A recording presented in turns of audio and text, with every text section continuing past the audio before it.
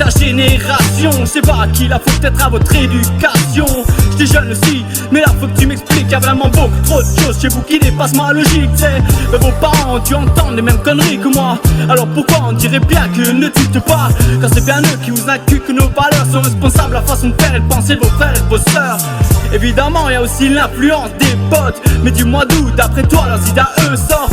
Alors oui, c'est trop facile de tout mettre sur les parents, ces pauvres gens qui manquent énormément de temps, n'ont pas le choix que de laisser la relève à l'école, là où bien souvent le compte à stupidité s'affole. Et puis qu'à l'heure du soir, dernière lueur d'espoir, malheureusement papa n'aura même pas le temps de s'asseoir. Après le taf, il reste tellement de choses à punir, un coup de ménage, puis une lettre, ensuite faire à manger.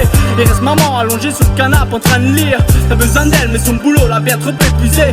Et maintenant c'est doux pour moi, vos défauts viennent vraiment ces petites choses, sinon je vais te parler succinctement. C'est mon présent qu'on pourrait croire à un troisième parent. Mesdames et messieurs, je vous présente l'écran.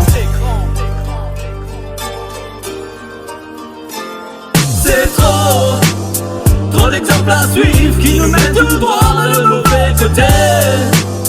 Trop de fausses personnes, de coquilles vides auxquelles on aimerait ressembler. Oh mon cher écran, révèle-moi si pour mon bonheur j'en fais assez.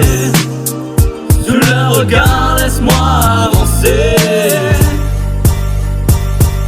Des bad boys, des faux gangsters, des stars stupides à mourir. Voilà les gens que vous admirez et que vous aspirez à devenir. Contre-exemple, en guise d'exemple, les défauts deviennent qualité. Depuis quand un délinquant drogué, c'est ça qui est très mec stylé. Oui tu sais, votre rap neuf je l'ai écouté.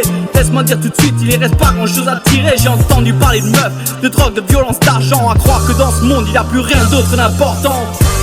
J'imagine ton petit frère de 12 ans découvrant le monde à travers leur programme tellement un petit sang. Tu vois, aujourd'hui c'est ça qui marche le mieux. Une population neurones fatiguée, oui c'est ça qu'on veut. Tu cherches le grand amour sur Tinder, tu sapes à travers les profils comme tu fais tes courses sur eBay.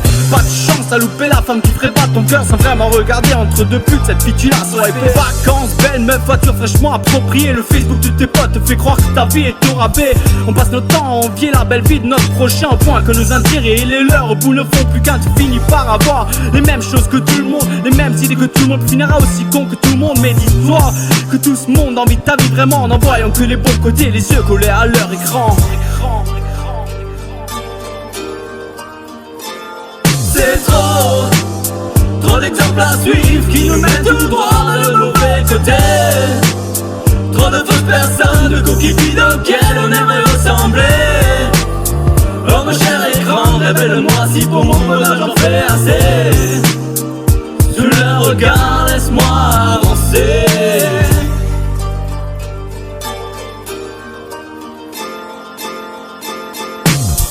Alors, laisse-moi te dire premièrement, on se fait aussi nos propres idées indépendamment de nos parents.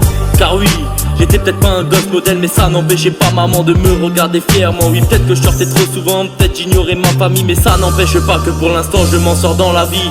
Parlons de drogue, cette chose que tout le monde nous reproche. Ça ne fait pas de moi une mauvaise personne de l'avoir dans la poche.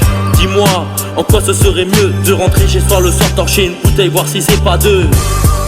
Je m'en passe de leur avis, et j'en ai à foutre moi de ce qu'ils font de leur vie. Traitez-nous de cons, traitez-nous de feignants, mais au moins on aura profité pleinement avant le paradis. Pourquoi se prendre la tête? Qu'est-ce qu'il y a de mal dans le fait de faire la fête? Y'a des problèmes par milliers, j'ai pas la solution. C'est pas parce que je profite de la vie que ça va causer ma perte. J'ai pas de regrets, j'aurais profité pleinement. Peut-être j'aurais dû fermer ma gueule de temps en temps. J'ai des souvenirs plein de crâne que je me repasse de temps en temps, donc je me souviens bien des détails. Pour ça pas besoin d'écran.